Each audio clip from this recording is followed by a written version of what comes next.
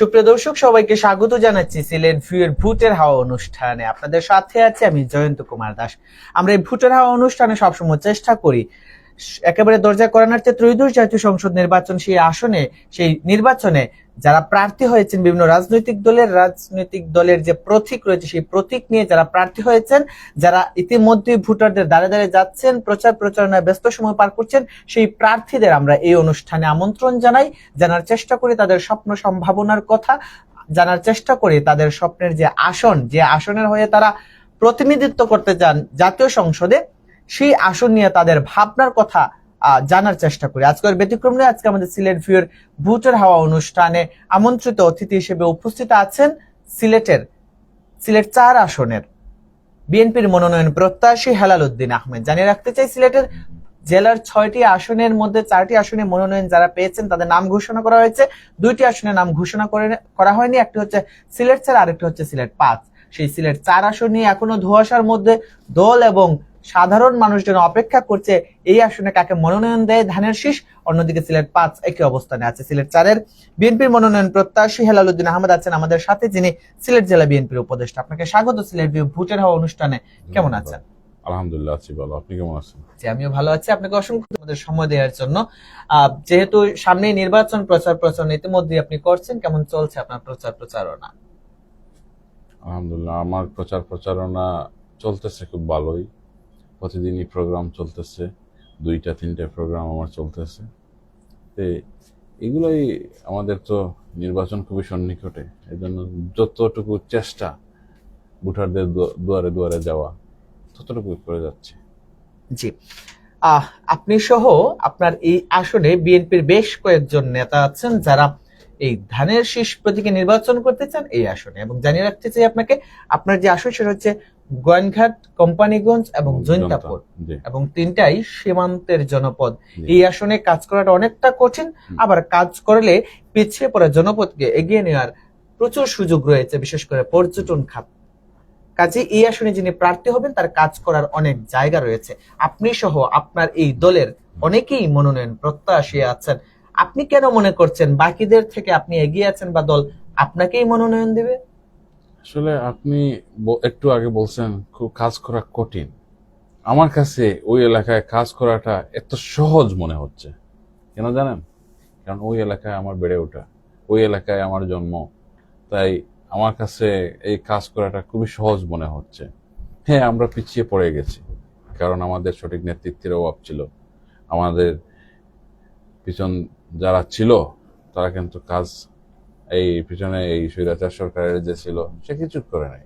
এলাকাটাকে অনেকভাবে চাইলে করতে পারত, কিন্তু উনি কিছু করেন নাই। এখন আমি যেভাবে এলাকার মানুষ আমার উপর আস্থা রেখেছে, আপনি হয়তো আমার এই প্রোগ্রামগুলো যদি দেখেন, আমি নিজেই অনেক সময় আমার চোখে পানি চলে আসে যে মানুষের এত ভালোবাসা, এত বড় প্রোগ্রাম। আমি ঢাকা থেকে এসে আমি শুধু প্রোগ্রামে অ্যাটেন্ড করছি, হাজার হাজার মানুষ। সিলেট 6 আসনে আমি আরো প্রোগ্রাম দেখি, তো আরো যে আমার ভাইরা করে, কিন্তু আমাদের মানুষ কিভাবে তৃষ্ণার্ত যে এই এলাকার এই মাটির একটা ছেলেকে তারা গড়ে তুলতে চায়। তা আমি তাদের যে ভালোবাসা আমি পেয়ে যাচ্ছি, আশা করি দল আমাকে মনোনয়ন দিবে। বিশেষ করে বিগত 17 বছর বিএনপির যে দুঃসময় ছিল, তখন আপনার অবস্থান কি ছিল? এই 17 বছর বিএনপির যে দুঃসময় ছিল, আমি কিন্তু 2021-এ যখন দিলদার হোসেন সেলিম ভাই মারা গেলেন, তখন আমাদের এই এলাকাটা মোটামুটি নেতৃত্ব শূন্য হয়ে পড়লো, অভিভাবক শূন্য হয়ে পড়লো। এখন আমাদের অনেক লোক ছুটাছুটি করতেছে, কে কোথায় যাবে, কাকে এখানে হায়ার করে নিয়ে আসবে, এই ধরনের চিন্তাধারা শুরু হয়েছে। তারপর এলাকার নেতৃবৃন্দ আমাকে অনেক জোর করে আমাকে বলল যে তুমি কাজ করো, কারণ তোমার বাবারও একটা নাম আছে এই এলাকায়। কারণ আমার বাবা আবার এই এলাকায় বিএনপি প্রতিষ্ঠার জন্য কাজ করেছেন। সেই সময় উনি 1977-এর চেয়ারম্যান ছিলেন। এই সময় মোটামুটি এই গোয়েনঘাট কোম্পানিগঞ্জের বৃহত্তর একটা অংশ একটা ছিল, এটা ইউনিয়ন, নন্দীগাঁও ইউনিয়ন, সেটার চেয়ারম্যান ছিলেন। এখন তো 5টা না 6টা ইউনিয়ন হয়েছে ওই জায়গায়। তারপর সবাই মোটামুটি আমাকে জোর করে বলল যে আপনি কাজ বের হন। তারপরে থেকে আমার পথ চলা। আমি দুর্দিনে, সত্যি কথা বলতে, আমাকে সবাই পাগল বলেছে সেই সময়। বলেছে যে কে কাজ নাই, হাসিনা জীবনেও যাবে না, আর সে আসছে এখন আন্দোলন করতে। সিলেট শহরে যত বড় মিছিল আসতো তার মধ্যে উল্লেখযোগ্য আমারও একটা থাকতো। আমি এই এলাকা থেকে মানুষ শহরে নিয়ে এসে কেন্দ্রীয় কর্মসূচিতে অংশগ্রহণ করতাম। আপনারা হয়তো এই শালটুকুর বাজারে আমি বড় একটা প্রোগ্রাম করেছিলাম। সেই সময় পুলিশি অনেক নির্যাতনের শিকার হয়েছে, আমার বাড়িঘর অনেকে ভেঙেছে, তারপর আমার এই পাসপোর্টের জন্য অনেক ধরনের হয়রানির শিকার হয়েছে। কিছুদিন পর পর টাকা পয়সা দিয়ে এগুলা থেকে মুক্তি পাইছি। আমার নেতাকর্মী যারা ছিল তারাও অনেক মামলার শিকার হয়েছে। এই আপনারা এই উপজেলা পর্যায়ে গিয়ে জিজ্ঞেস করতে পারেন, আমি তাদের যার যে সময় চাহিদা ছিল আমি তা পূরণ করেছি। অনেক ভাই আমার জেল কেটেছে, তাদের পিসিতে টাকা পয়সা পর্যন্ত আমি এগুলা দিয়েছি। আর কেউ বলতে পারবে না, অন্য কোনো প্রার্থীরা কিন্তু এই ধরনের কাজ করে নাই। তাদের আর্থিক অবস্থা ভালো ছিল না, তাদের বাড়িতে আমি খাবারের প্যাকেট দিয়েছি। এগুলা আপনারা আপনি প্রমাণ আছে, এগুলা উপজেলার সেক্রেটারি, সভাপতি ওরা নিজেরাই মাইকে বক্তৃতার মধ্যে বলেছে। কারণ আমার এখন বলা হয় না, কিন্তু আপনার কথার মধ্যে আমি বলে ফেললাম। আমি করেছি দলের জন্য, আমার মধ্যে কোনো কৃপণতা রাখি নাই। এই দলের স্বার্থে আমি বড় ত্যাগ আমি দিতে রাজি। জি, দলের দুঃসময়ে যারা থাকে দল তাদের সম্মান করে, সাধারণ মানুষ তাদের আশাবাদী। সম্মান করে। আরেকটা বিষয় আমি একেবারে নাম ধরেই বলতে চাই, আপনার দলের আরো যারা প্রার্থী আছেন, হাকিম চৌধুরী যিনি জনপ্রতিনিধি ছিলেন বিগত সময়ে, আরেকজন যার নাম এখন খুব বেশি শোনা যাচ্ছে আরিফুল হক চৌধুরী, তিনিও জনপ্রতিনিধি ছিলেন। আরেকজন হচ্ছেন মিফতা সিদ্দিকী, তিনি কেন্দ্রীয় নেতা, কেন্দ্রীয় সহ সাংগঠনিক সম্পাদক, এবং আরেকজন শামসুজ্জামান জামানও রয়েছেন, একই সাথে আপনিও আছেন। মানে এদের থেকে আপনি কিভাবে মনে করছেন আপনি আলাদা, বা দল আপনাকে মূল্যায়ন করবে? দেখেন, সবাই আমার থেকে সিনিয়র, আমি সবাইকে রেসপেক্ট করি, এবং আমি মনে করি আমি যতটুকু আমার এলাকার জন্য করতে পেরেছি, বাকি আমার সিনিয়রদের নাম বলছেন তারা কেউ দ্বারে কাছেও যেতে পারে নাই। সেজন্য আমি মনে করতেছি আমি আলাদা, আমি এই এলাকার মানুষের পাশে ছিলাম। এখন 5 তারিখের পরে কেউ 2 মাস আগে, কেউ 1 মাস আগে, কেউ 1 সপ্তাহ আগে গিয়ে বলতেছেন এমপি হবেন। এগুলা তো পাবলিক তো অ্যাকসেপ্ট করতে হবে। এখন যদি আমাদের পাবলিক যদি বয়কট করে, আর এগুলা তো বলে লাভ নেই। দলের আমাদের হাইকমান্ড তো দেখতেছে সবই, ওনারা তো দেখবেন, ওনারা যাকে মনোনয়ন দিবেন এই সিটটা যাতে বিএনপির গড়ে চলে আসে সেই হিসাব নিকাশ করে আশা করি হাইকমান্ড আমাদের ডিসিশন দিবেন। আমরা খুব বেশি একটা কথা শুনছি, এবং তার মুখ থেকে আমরা শুনেছি দলের চেয়ারপারসন বা ভারপ্রাপ্ত চেয়ারম্যান তাকে মনোনয়ন দিয়েছেন। আরিফুল হক চৌধুরীর কথা বলছি, এই ব্যাপারে আপনাদের দল থেকে কোনো কিছু জানানো হয়েছে কিনা? আরিফুল হক চৌধুরীকে চারের মনোনয়ন দেয়া হয়েছে? আমরা এই বিষয়ে আমরা জানি না। আমরা যেভাবে কাজ করতেছি, আর 4-5 জন প্রার্থী তারাও কাজ করতেছে, বাট সবাই বলতেছে, অনেক ভাবে বলতেছে আমি পেয়ে গেছি, কিন্তু উনি বলতেছে চেয়ারপারসনের উপদেষ্টা, চেয়ারপারসন বলে দিছেন যে উনি পেয়ে গেছেন, কিন্তু ডকুমেন্ট ছাড়া তো কে কার মানে এগুলা তো অনেকে তো নিজে নিজে বলতে পারে। আমি তো বলতে পারি, আমাকেও তো দেশনায়ক তারেক রহমান আমাকে বলেছেন, আমাকে এই এলাকার মানুষ যদি তোমাকে চায়, আমি চাইবো না কেন? তাতে আমিও তো সেই ক্যাটাগরিতে আমিও তো পেয়ে গেছি। জি, যেমনটা বলছিলেন যে আসলে দলীয় কোনো সিদ্ধান্ত এখন আপনারা পাননি, দলীয় সিদ্ধান্ত সিলেট এখনো তারেক আসেনি। মনোনয়ন দেয়া হয়েছে। আরেকটি কথা বলতে চাই, আপনাদের যিনি অপোজিট প্রার্থী আছেন, মানে আরেকটি রাজনৈতিক দল জামায়াতে ইসলামের জয়নাল ভাই, তিনিও বেশ জনপ্রিয়, তিনিও এলাকার ছেলে। আপনি যেমনটা বলছিলেন আপনি এই এলাকায় বেড়ে ওঠা, তিনিও এই এলাকার ছেলে। আপনি কি তাকে শক্ত প্রতিদ্বন্দ্বী মনে করছেন কিনা? যদি দল আপনাকে সিলেট 4-এ মনোনয়ন দেয়, আর আপনার অপোজিটে যেহেতু জয়নাল ভাই আছে, আপনি তাকে শক্ত প্রতিদ্বন্দ্বী মনে করছেন কিনা? যদি দল আমাকে মনোনয়ন দেয়, আমার মনে হয়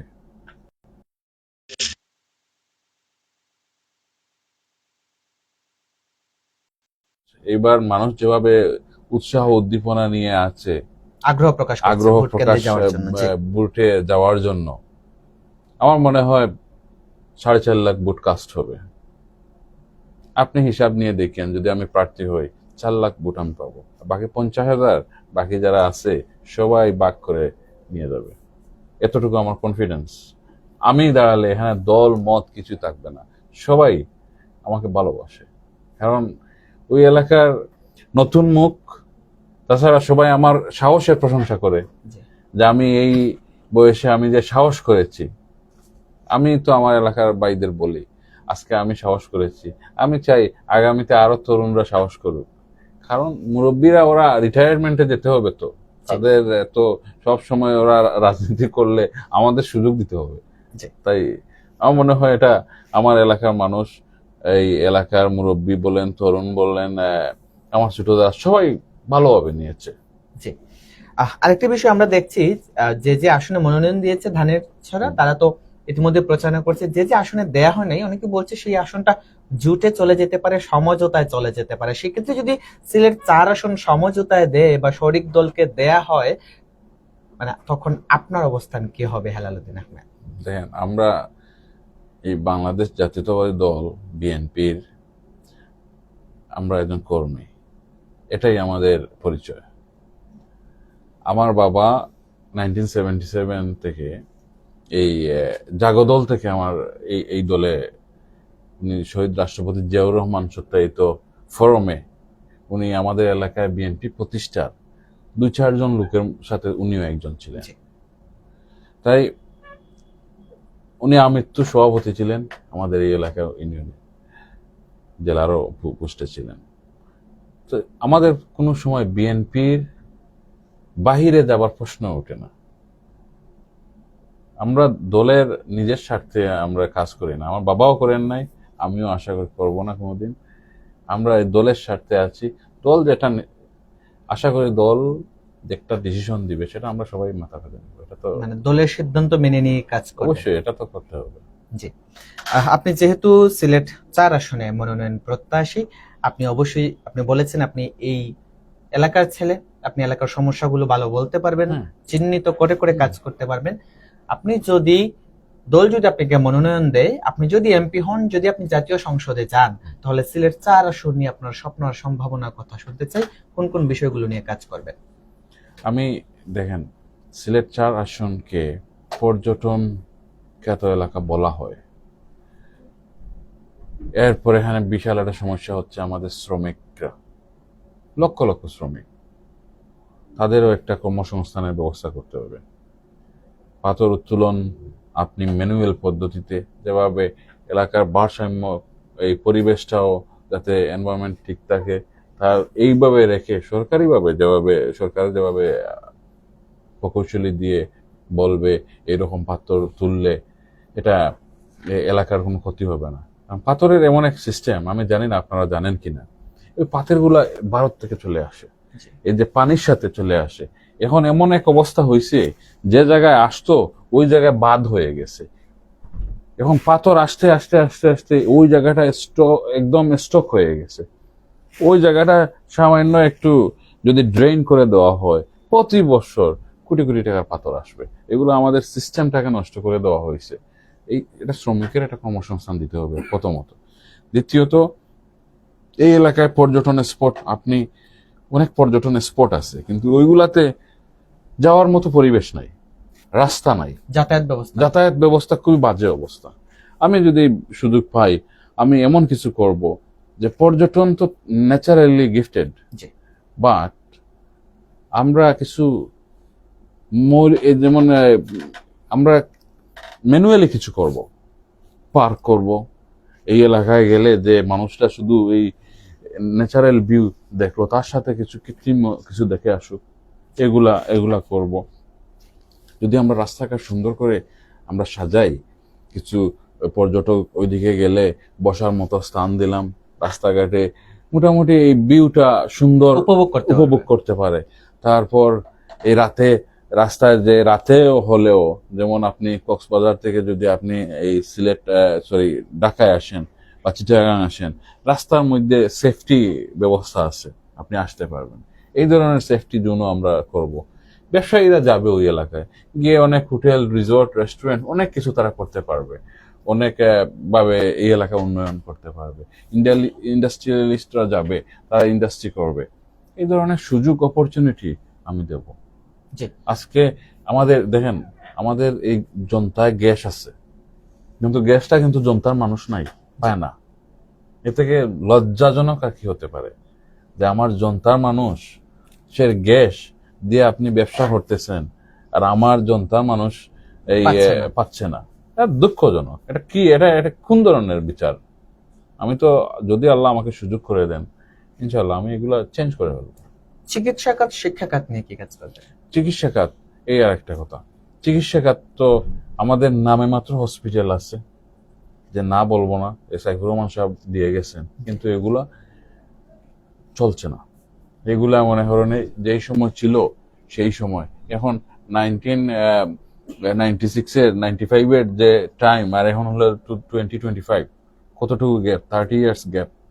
তো এই গ্যাপের মধ্যে কতটুকু বিল্ড আপ হয়েছে, জেনারেশন বিল্ড আপ হয়েছে, আপনার চিকিৎসার সিস্টেমটা বিল্ড আপ হয়েছে, কিন্তু আমাদের সেই পুরনো সিস্টেম নিয়েই আমরা পড়ে আছি। এখনো কতটা 50 শয্যা বিশিষ্ট হাসপাতাল একটা গোয়েনগেটে আছে, এটাও মনে হলেন ডাক্তার নাই, নার্স নাই, অবস্থা খুবই যায় অবস্থা।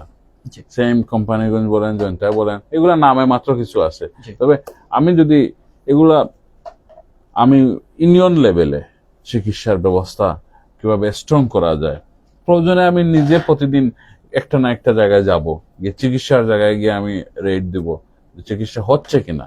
ডাক্তার প্রয়োজনে আরো বাড়িয়ে দেব, সরকারি চিকিৎসাটা যাতে পাবলিক পায়, এটা নিয়ে কাজ করবো।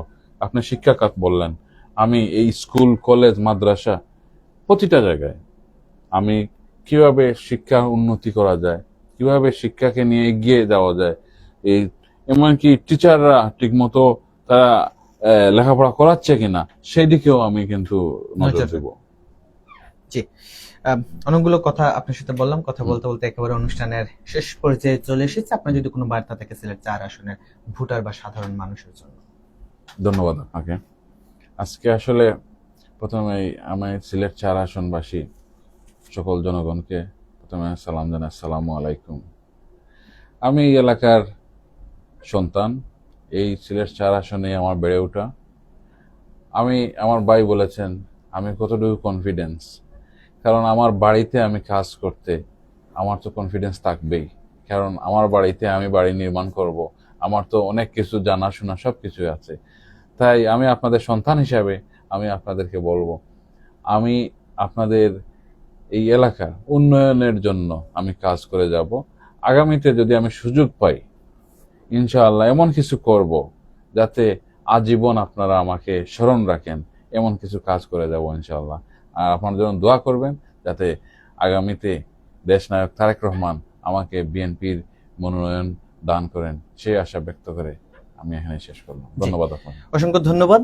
সুপ্রিয় দর্শক, আমাদের সাথে আজকে অতিথি হিসেবে উপস্থিত ছিলেন সিলেট 4 আসনে বিএনপির মনোনয়ন প্রত্যাশী সিলেট জেলা বিএনপির উপদেষ্টা হেলাল উদ্দিন আহমেদ। তিনি জানাচ্ছিলেন তার স্বপ্ন সম্ভাবনার কথা। তিনি বলছিলেন দল যদি তাকে সম্মান জানায়, দল যদি তাকে মনোনয়ন দেন, তিনি যে আসনে দাঁড়িয়েছেন, তিনি যে আসনে স্বপ্ন দেখছেন, তিনি যে আসন নিয়ে কাজ করতে চাচ্ছেন, সেই আসনের চিত্র তিনি বদলে দিবেন, উন্নয়নের ছোঁয়া লাগাবেন, বঞ্চিত অবহেলিত সীমান্তের জনপদকে দিবেন উন্নয়নের ছোঁয়া। শিক্ষা খাত, চিকিৎসা খাত কিংবা যাতায়াত খাতে তার থাকবে বিশেষ অবদান। একই সাথে তিনি পর্যটন খাতে নতুন রূপ, নতুন ব্যবস্থাপনা করতে চান। তিনি জানালেন এই এলাকার ছেলে, তাই এলাকার ছোট ছোট সমস্যা থেকে বড় সমস্যা, সব সমস্যাই তার জানা, সব সমস্যা নিয়ে কাজ করতে পারবেন খুব সহজে। এর আগে দরকার দলের মনোনয়নের টিকিট। হেলাল উদ্দিন আহমেদের হাতে কি ধানের চড়ার টিকিট উঠবে?